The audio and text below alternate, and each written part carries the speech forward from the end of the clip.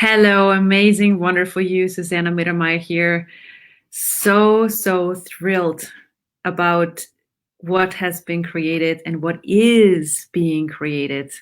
Holy moly. Wow. So are you noticing that the world is actually changing?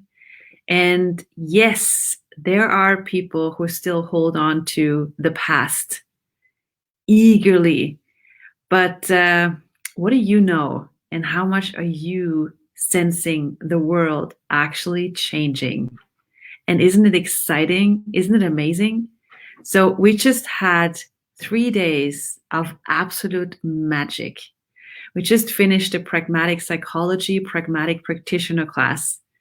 And people from all over the world changed from the most different cultures came together.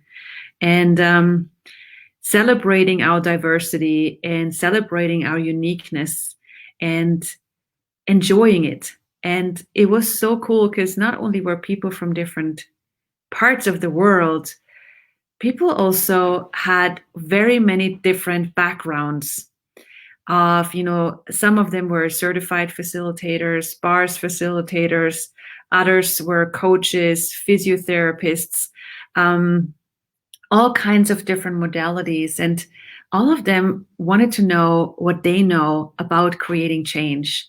And it was so extremely beautiful to see how people were willing to go beyond what they have learned so far and access what they know. Because what most people do when they go about facilitating change for themselves and also for clients is that people orientate themselves and compare themselves with what other people do and how other people do it. And also, not only how people do it, but also what they have learned with the modality that they had learned. And then they go, okay, so what did I read in the book? How is change supposed to be done? And then, when you, sorry, when you do that, are you really present with the situation? Are you really present and available for possibilities when you compare yourself? When you compare yourself to other people, or when you compare yourself to what you're supposed to do according to someone else's point of view, or according to something you've studied, how present can you be and how available can you truly be for possibilities? And this is something that I noticed. So my background is a psychologist, and I was working with, psychology, coaching, and I was working with neuropsychological testings, and I was doing psychotherapy. And I remember everything I taught, every time I would sit with a client, I would always go, okay, what am I supposed to do? What's the right thing to do here? Rather than what do I know? And somebody's asking, what's the name of the program? It's called Pragmatic Psychology. And the class we just had is Pragmatic Practitioner. And it's this different way of working with clients and also with yourself, because, you got to be vulnerable enough to facilitate yourself. And when you in your life desire more of you, and you have the vulnerability to choose more of you, and you choose to be the tools and walk your talk, then you can also have more ease with facilitating change for the people you work with and with the people you work with. And so, as I said before, it's like so many of us are constantly have learned to compare ourselves with something or someone, which makes you not really available for what is available in each moment, like right now, what gifts, what possibilities, and what awarenesses are available for you in this very moment. And are you willing to receive that? And that's something we so often forget, because how often are you up in your head thinking what you're going to do next, what you're supposed to do, what's right, what's supposed to be done, rather than, hey, being available for possibilities. And that requires a level of presence right now that most of us, would not even consider. So how present, how available for possibilities could you choose to be? And this is what we were practicing, and Shananda is writing, what a class is, and I totally fried after these 3 days. I'm fried too. And fried is a really cool thing because you're not stuck up there, but you're available for, okay, so what can be received? What can be discovered in this very moment? Like right now, what gifts are available to you? And that's the gift of being present. And another thing that we discovered was, so many people worry and have decided that they have all kinds of difficulties, issues, problems. And that's like when we are being dramatic, also, if you don't have problems, you might think, oh my God, I'm supposed to have problems. And so many people invent problems to be normal, to be part of the world, rather than realizing, hey, what's really true for me? And I've been working with so many people around the world who discover with conversations that they have so many things they've decided are their issues, so many things they've decided is their problem. And then when you ask some questions, you actually discover, wow, I can turn every problem, every limitation becomes gold once I start asking questions and once I start to realize what's really, really, really going on. And so one person in this class, and actually wrote it down because that was so brilliant, she said, actually, I realize that we don't need to worry about anything. Your knowing has your back. And I'm like, whoa, that's brilliant. That was someone in the class in these 3 days that said that, one of the pragmatic practitioners. She's like, you don't need to worry about anything. Your knowing has your back. And that's exactly what's going on. Most of us have been taught, listen to someone else. Other people know it better. Rather than, wait a second, okay, I hear what you say, but what do I know? So right now with the COVID situation, there's so many people who try to tell us what's true and what's real and what we're supposed to listen to and who we're supposed to listen to and what the facts are that turned out not to be facts. And people start to get confused. They started to not trust themselves and their knowing. They started to look outside for maybe someone knows better. Maybe someone knows what's going on. And this is where you don't trust yourself, and you start to worry and you start to have confusion, you start to have confusion be your guide rather than you knowing, So really, like when you ask, what do I know here? What's true for me? And we all know what's true makes you feel lighter. What's heavy is a lie. Once you trust that, there's like doubt will no longer be your best friend. But for so many creative people, they have all kinds of amazing ideas. And I would like to create this. And what else can I create? And then doubt comes into their world, and doubt takes over. Oh, I'm not sure if I can do this. Oh, maybe I don't have enough education. I'm not sure if I have the title.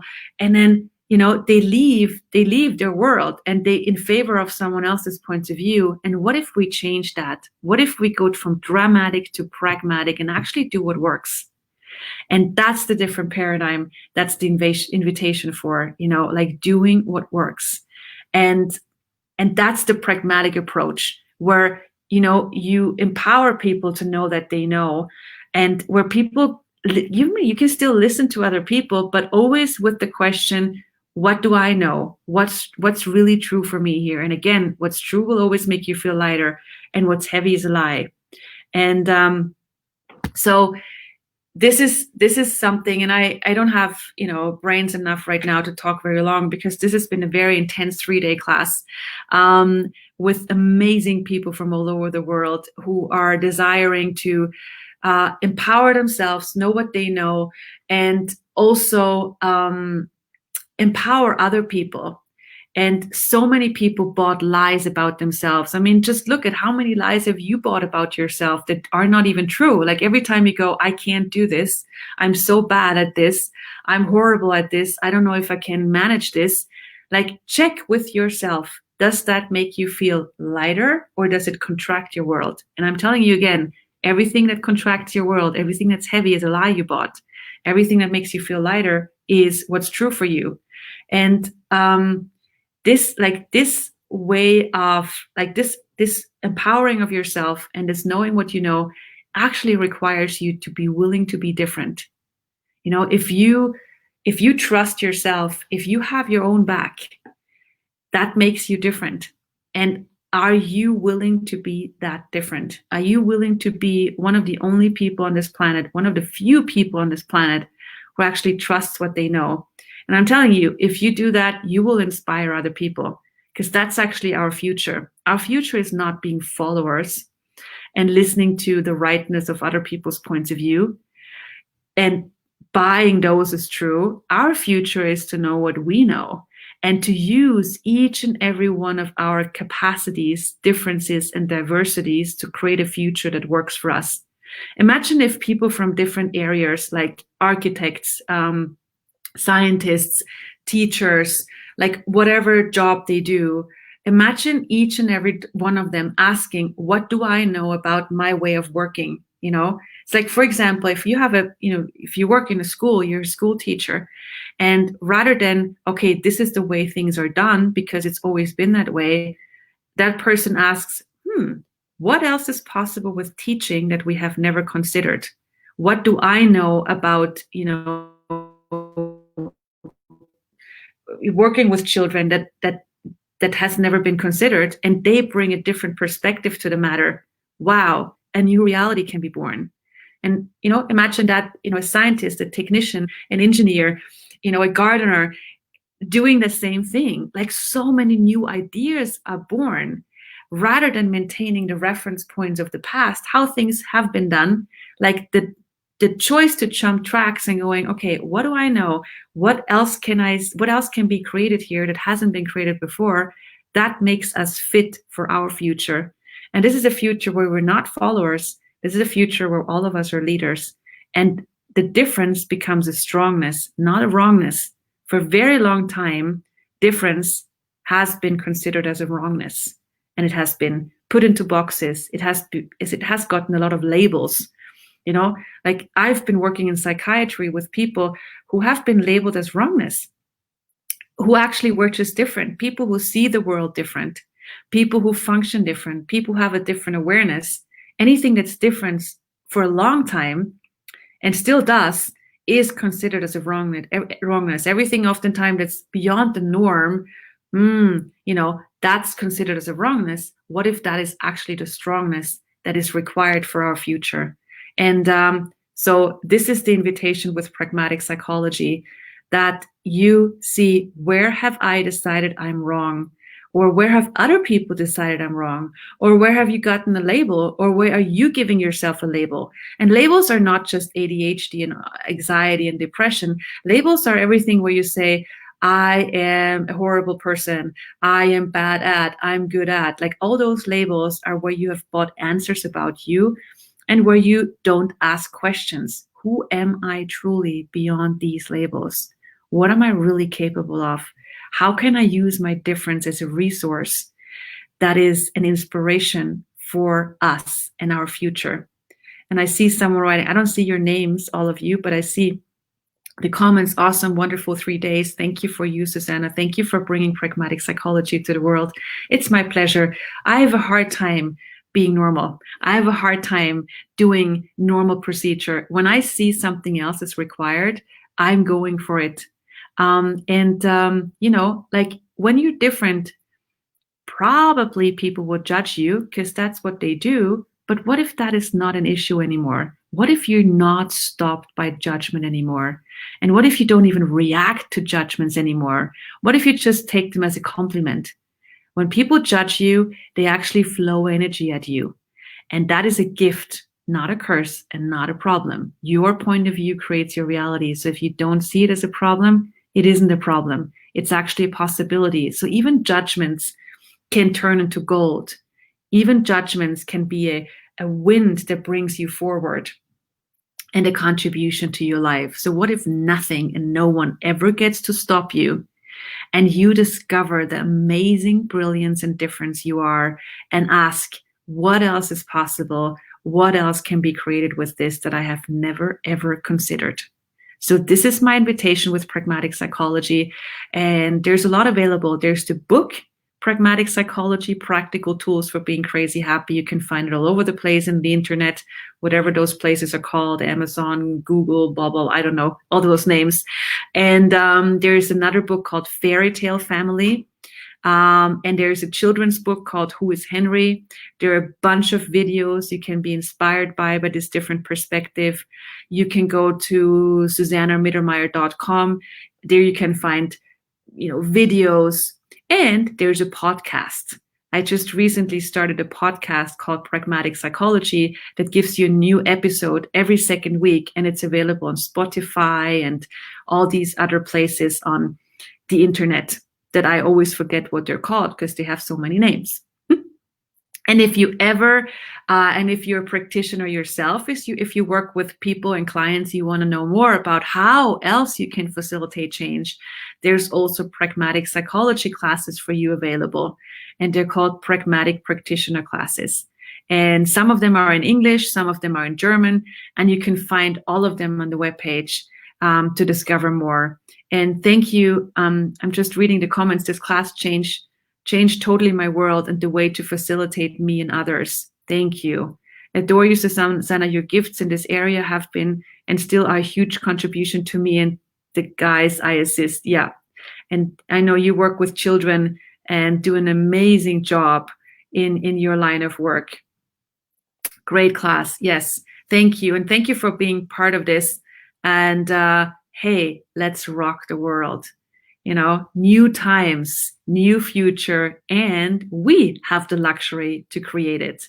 So have fun and big kisses and hugs and mwah. Bye, everybody.